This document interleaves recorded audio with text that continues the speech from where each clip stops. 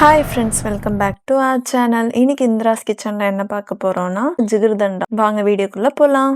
ஒரு நைட்டுக்கு முன்னாடியே பாதாம் பிசினை தண்ணி ஆட் பண்ணி இதை ஊற விட்டுருங்க.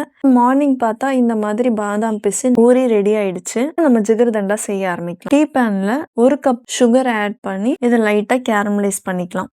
5 மினிட்ஸ் ஆகும். கேரமலைஸ் ஆனோன்னு இந்த மாதிரி மிக்ஸ் பண்ணிக்கோங்க. 1 கப் அளவுக்கு சுடு தண்ணி ஆட் பண்ணிக்கோங்க. இந்த மாதிரி ரெடி ஆனதும் ஸ்டவ் ஆஃப் பண்ணி இதை தனியாக எடுத்து வச்சிருங்க. இன்னொரு பேனில் 1/2 லிட்டர் பால் ஆட் பண்ணிட்டு லோ ஃப்ளேமில் மிக்ஸ் பண்ணிக்கிட்டே இருங்க. இந்த மாதிரி ஆடை வந்துக்கிட்டே இருக்கும். இது நம்ம கோயா ரெடி பண்ணுறதுக்காக தான். 2 டேபிள் ஸ்பூன் சர்க்கரை ஆட் பண்ணி இதையும் நல்லா மிக்ஸ் பண்ணிக்கோங்க. ஒரு 25 to 30 மினிட்ஸ் ஆகும். லோ ஃப்ளேம்லேயே மிக்ஸ் பண்ணிக்கிட்டே இருந்தீங்கன்னா கோயா ரெடி ஆகிடும். இந்த மாதிரி கோயா ரெடி ஆனதும் ஒரு பாத்திரத்தில் மாற்றிட்டு இதை ஃப்ரிட்ஜ்குள்ளே எடுத்து வச்சுருங்க.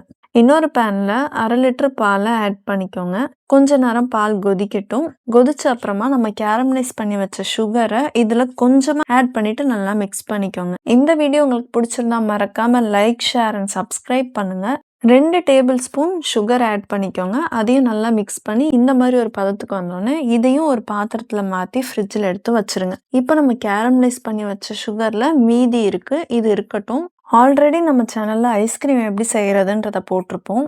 அதை பார்த்து அதுக்கேற்ற மாதிரி ஒரு ஐஸ்கிரீம் ரெடி பண்ணி வச்சுக்கோங்க. நீங்கள் கடையில் வாங்குறதுனா ஐஸ்கிரீம் வாங்கி வச்சுக்கோங்க. நாங்கள் வீட்டில் செஞ்ச ஐஸ்கிரீமில் கொஞ்சமாக இந்த கேரமலைஸ் பண்ண சுகரை ஆட் பண்ணிக்கிறோம். இதை கொஞ்ச நேரம் ஃப்ரீஸ் பண்ணுறதுக்கு எடுத்து வச்சுருங்க. இப்போ 2 ஹவர்ஸ்க்கு அப்புறமா ஒரு கிளாஸ் எடுத்துட்டு பாதாம் பிசினை 2 டேபிள் ஸ்பூன் ஆட் பண்ணிக்கலாம். 1 டேபிள் ஸ்பூன் நன்னாரி இதில் ஆட் பண்ணிக்கலாம். 2 டேபிள் ஸ்பூன் நம்ம ரெடி பண்ணி வச்ச கோயாவை ஆட் பண்ணிக்கலாம். கொதிக்க வச்சு எடுத்த பாலை ஃப்ரிட்ஜில் வச்சுருந்தோம். அதுலேருந்து 1 கிளாஸ் அளவுக்கு பாலை இதில் ஆட் பண்ணிக்கலாம். நம்ம ரெடி பண்ணி வச்ச 2 ஸ்பூன் அளவுக்கு ஐஸ்கிரீமை இதில் ஆட் பண்ணிக்கலாம். கேரமலைஸ் பண்ண சுகர் மேலே ஆட் பண்ணிட்டு இதெல்லாமே கலந்து நல்லா மிக்ஸ் பண்ணிட்டீங்கன்னா கன்சிஸ்டன்சி ப்ராப்பராக இருக்கு. டேஸ்டான ஜிகிர்தண்டா ரெடி ஆயிடுச்சு. கண்டிப்பாக உங்களுக்கும் இது பிடிக்கும்னு நினைக்கிறேன். நீங்களும் ட்ரை பண்ணி பாருங்கள். நெக்ஸ்ட் வீடியோவில் பார்க்கலாம்.